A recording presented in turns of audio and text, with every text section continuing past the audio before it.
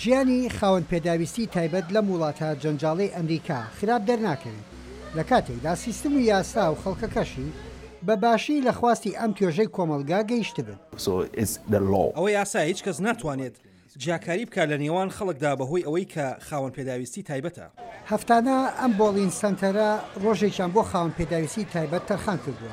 خۆشحاڵ دەرەکەون بەلای کارمەندانی سنتەرەکەشەوە بۆ ئەوان ڕۆژێکی جیاوازی هەفتەیە. ئەوان وەک من و تۆوان دەیانەوەی هەموو شتێکیان هەبێت کە ئێمە دەمانەوێت.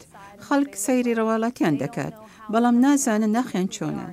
حەق وایە سەرەتا وەک مرۆڤ لەیان بڕوانی ئەو سەبیر بکەیتەوە کە خاوەن پێداویستی تایبەتن. سارا خوێنکاری ئامادەیە و بەخۆ بەخش هاوکاری خاوەن پێداویستی تایبەتەکان دەکات. لای ئەو ئەم پێژە ڕازگۆ و دڵپاکن. کاتێک دەڕۆمەوە هەست بە خۆشی دەکەم ئەزمونێکی نوێیە کە لە قوتابخانە دەست ناکەوێت تا نەیێتە دەرەوە خەڵکی بەم شێوەی نەبینی کە چەند بەورە و بەهێزن. لەم بازارگەیە هەر کەس کە بازار بکە حەزەکات لە نزیکترین شوێن ئۆتۆمبیلەکەی پارک بکات. بەڵام شوێن پارکە نزیکەکان و ئاسانەکان بۆ ئەو کەسانەیە کە خاوەن پێداویستی تایبەتن. لە ئەمریکا زۆربەی شوێنە تایبەت و گشتیەکان هاتوچێ خەڵکی پێداویستی تایبەت لەبیر نەکراوە. سەرشۆستەکان و شەقامەکان شوێنی پارکی ئۆتۆمبیل بۆ ئەمان خۆڕاییە. بەرپرسێکی گواستنەوە لە واشنگتن دیسی باز لەوە دەکات هەموو کۆمپانیایکی تەکسی لە سەدا 12 ئۆتۆمبیلەکانی تایبەتە بە خاوەن پێداویستی تایبەت.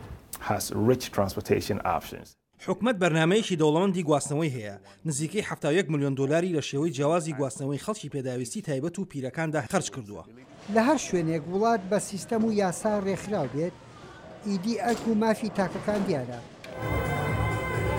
مایکل ئەگەر توانای جەستەیی دایک و باوکیشی نەتوانێت بە تەنجیەوە بێت ئەوە دەرگای تر بەڕوویدا کراوەیە. ئەگەر ئێمە بڕیارماندا ناتوانین چیتر لەگەڵ ئێمەدا بژی دەیبینە شوێنی تایبەت کە هەمویان وەک ئەون و پێکەوە دەژین و خزمەتیشیان دەکەن. کاتی یاسا مافی ئینسانەکان بپارێزێ ئیدی گرفت نییە. مرۆڤێکی ئاسایی بیت یاخود خاوەن پێداویستی تایبەت. یحیا بەرزنجی دەنگی ئەمریکا، واشنگتن.